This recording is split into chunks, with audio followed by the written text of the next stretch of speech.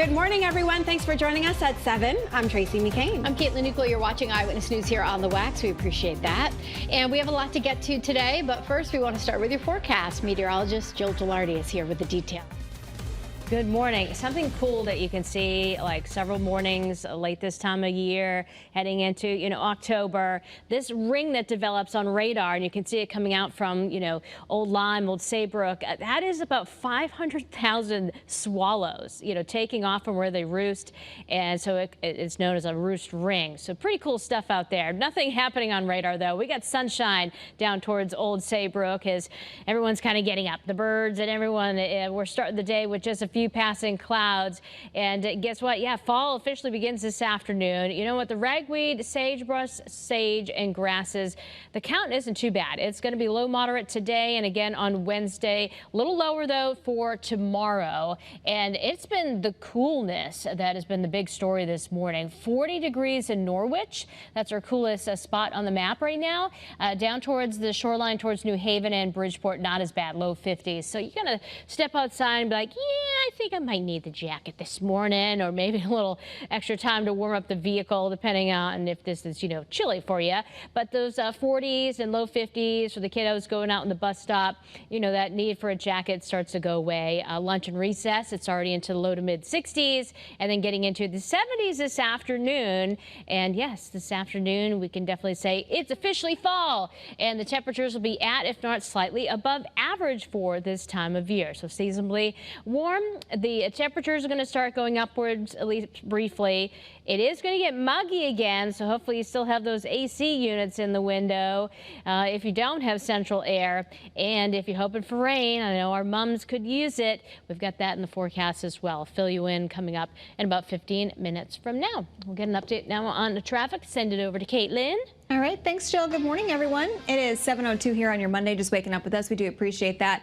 Unfortunately, still dealing with this first alert. We came on air at 4:30 here this morning with this road closure in Thompson. It was first actually reported about 5:30 last night. So DOT has this set is still active, has not cleared yet. So just make sure that if you're traveling through this stretch that you're avoiding the area following posted detours. Live look outside here in Hartford, 91 north and southbound. That southbound lane of traffic coming towards the screen, moving along. As you're heading in towards Hartford here in Middletown, things moving along at the light there as well along Route 9. Looking good in Waterbury, 84 east and westbound by the Mixmaster. You can see that bright sunshine in Meriden along 691 east and westbound. That's a spot that we typically see a lot of daytime construction. Most of that daytime road work picks up between about 8:30 and 9 o'clock as you're getting ready to head out the door right now.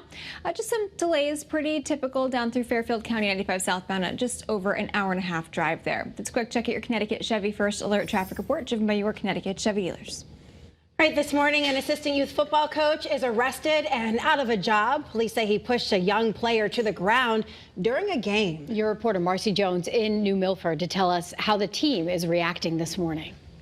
Well, lots of questions still waiting to be answered. We know that this former youth football coach is facing several charges after allegedly pushing down a little boy during yesterday's game. And it's left many questions again among the community, like how did this happen and what comes next for the program?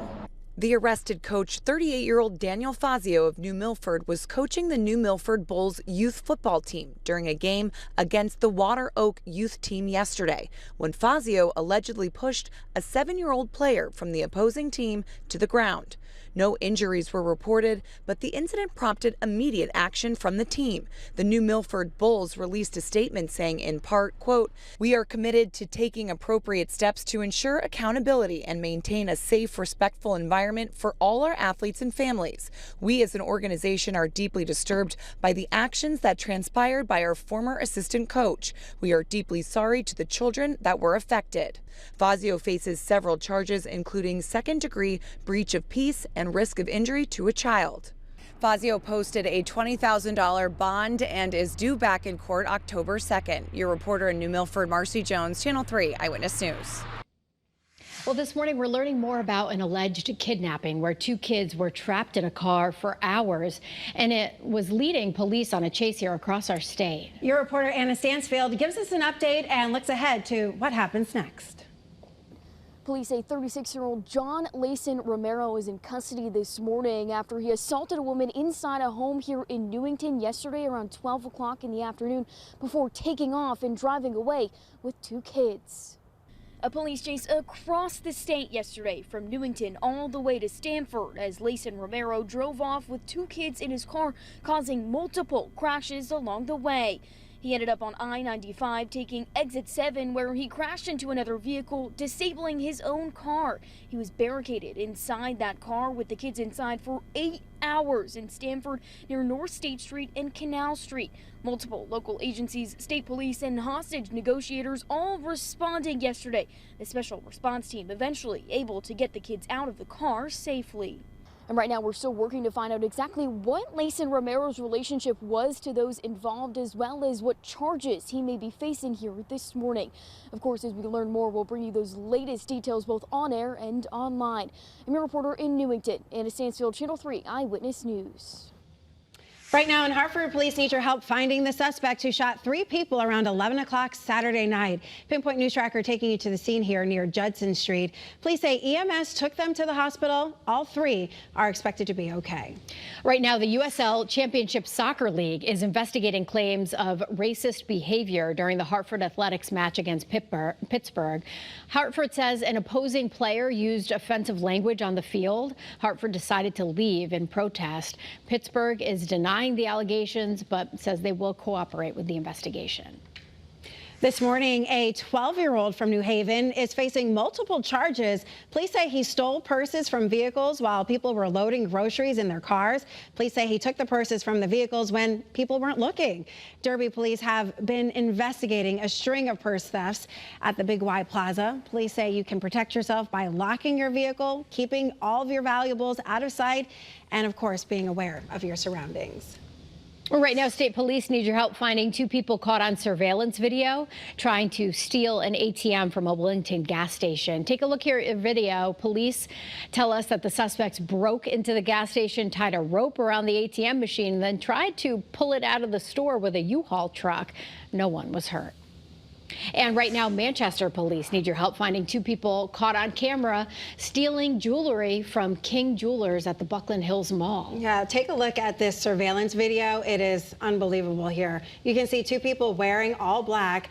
One uses a hammer to smash the glass cases, and the other grabs the jewelry and puts it into a bag. If you have any information, call police.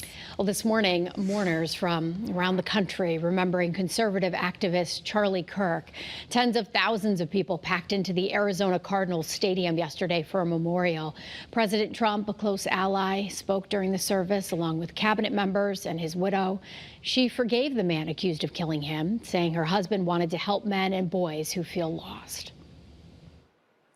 He wanted to save young men, just like the one who took his life. His organization, Turning Point USA, used the memorial as a call to action, registering folks to vote as they came in. And back here at home, supporters held their own vigils to honor him. Dozens of people from across the state came to Middletown to pray for Kirk. Another ceremony was held in Glastonbury. Attendees say the best way to honor him is to have conversations and look for common ground when you disagree with someone. Well, today, several Democrats from our state will call on Congress to restore cuts to federal health care funding. Representative John Larson and Senator Richard Blumenthal say they will not sign a new budget bill unless Congress brings that money back. They argue cuts will increase prices and force 200,000 people in our state to lose care. Congress has just over a week to pass a budget to avoid a government shutdown. Well, this morning, the UConn football team is back in the win column. The Huskies defeating Ball State 31-25 Saturday afternoon. They bounced back from 2 heartbreaking overtime losses over the past few weeks to pick up their 2nd win of the season. The Huskies visit Buffalo next Saturday.